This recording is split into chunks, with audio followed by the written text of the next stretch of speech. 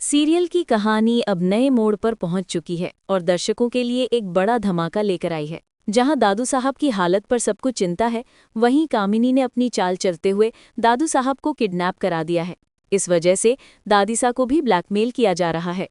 दरअसल दादीसा को धमकी दी जाती है कि अगर वो अपने पति की जान बचाना चाहती हैं तो सबके सामने ये मानना होगा कि सरू उनकी पोती नहीं है और उसे घर से निकालना होगा।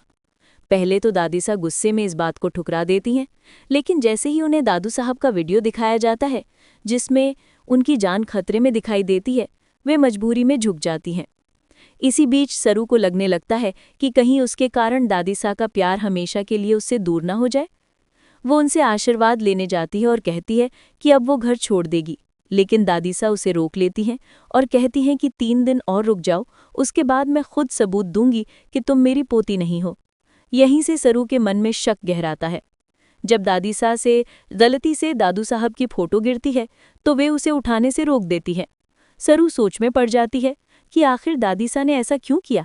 कहीं सच में दादू साहब किसी मुसीबत में तो नहीं है। आश्रम जाकर वो सच्चाई जानने की कोशिश करती है।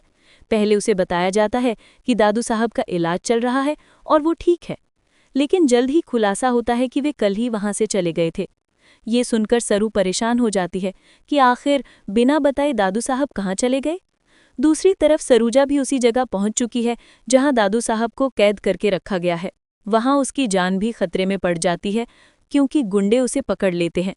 लेकिन सरू समय रहते पुलिस के साथ वहां पहुंच जाएगी और दादू साहब के साथ अपनी मां को भी बचा लेगी। अब सबसे बड़ा सवाल ये है कि इस साजिश के पीछे असल मास्टरमाइंड कौन है। क्या सचमुच कामिनी ही नकाब के पीछे छिपी है या कोई और बड़ा राज सामने आने वाला है। दोस्तों, आप इस रोमांचक ट्विस्ट को देखने के लिए कितने एक्साइटेड हैं? क्या आपको लगता है कि सरू सच का पता लगाकर सबको बचा पाएगी? अपनी राय हमें कमेंट में ज़रूर बताएं और सीरियल से जुड़े लेटेस्ट अपडेट्स पाने के लिए चैनल को सब्सक्राइब करना ना भूलें।